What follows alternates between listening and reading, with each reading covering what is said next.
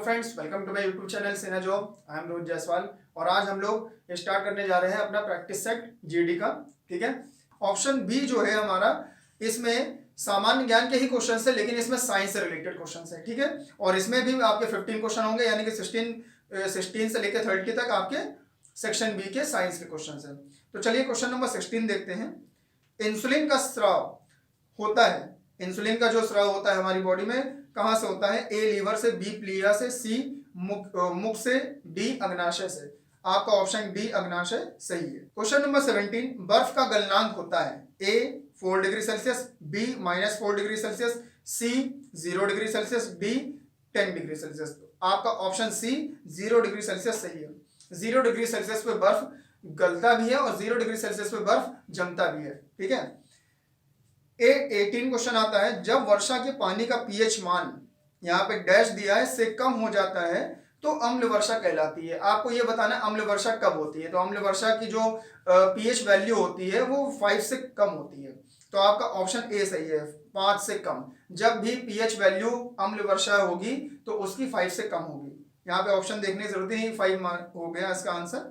अब question number 19 देखते हैं। हमारे शरीर में रोगों से लड़ने में प्रयोग होता है ए आरबीसी, बी डब्ल्यूबीसी, सी प्लाज्मा, डी कोई नहीं। तो आपका ऑप्शन बी डब्ल्यूबीसी सही है।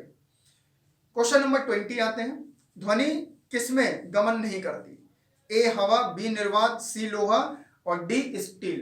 तो यहाँ पे आपका ऑप्शन बी जो है निर्वात सही है, क्योंकि निर्वात में ध्वनि नहीं प्रवाहित होती, क्योंकि ध्वनि को प्रवाहित होने के लिए कोई ना कोई माध्यम चाहिए। क्वेश्चन नंबर 21 आते हैं। परमाणु संख्या किसका प्रतिनिधित्व करती है? तो ए आपका ऑप्शन है इलेक्ट्रॉन संख्या, बी प्रोटॉन की संख्या, सी न्यूट्रॉन की संख्या और डी परमाणु संख्या।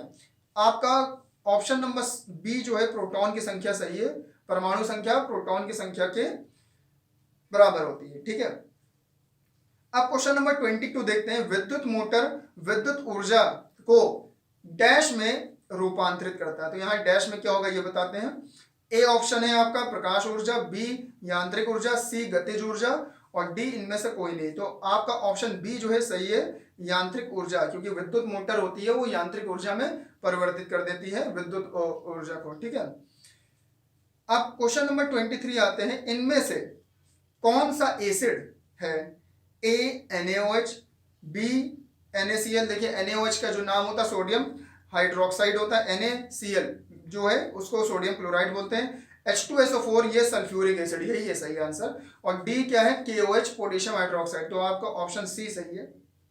ठीक, अब आते हैं क्वेश्चन नंबर 24 पे।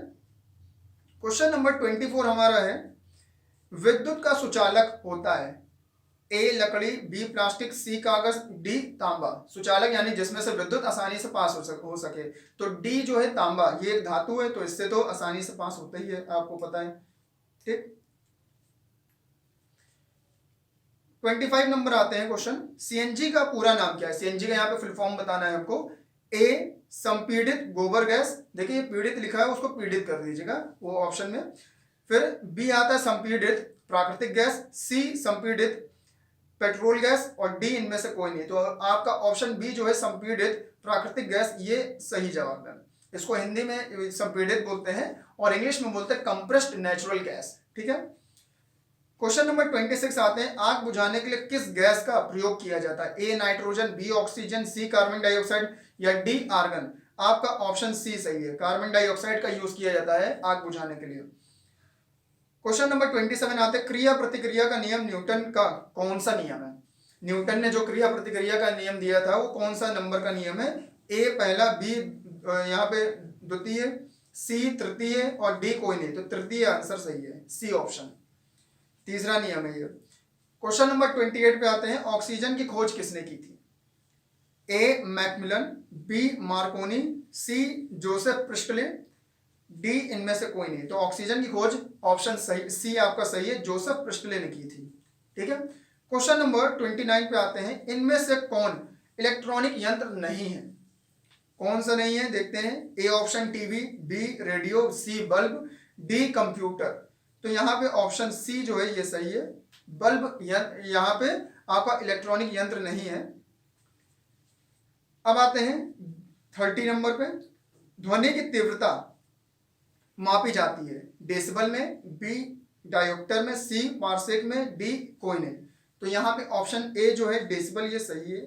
ठीक है, तो इस तरह से हमने अपने क्वेश्चंस कंप्लीट कर लिए साइंस। ठीक है, और जो लोग हमारे इस चैनल से पहली बार जुड़े हैं या हमारे वीडियो को पहली बार देख रहे हैं तो प्लीज हमारे चैनल को सब्सक्राइब कर लीजिएगा और बेल आइकन को जरूर प्रेस करिएगा, जिससे कि आप लोग को हमारे फर्दर जो भी वीडियोस हैं उनकी नोटिफिकेशंस मिलती रहे। और हमारे वीडियोस को ज्यादा से ज्यादा लोगों तक शेयर करिएगा और लाइक करना बिल्कुल मत भूलिएगा। Thank you so much.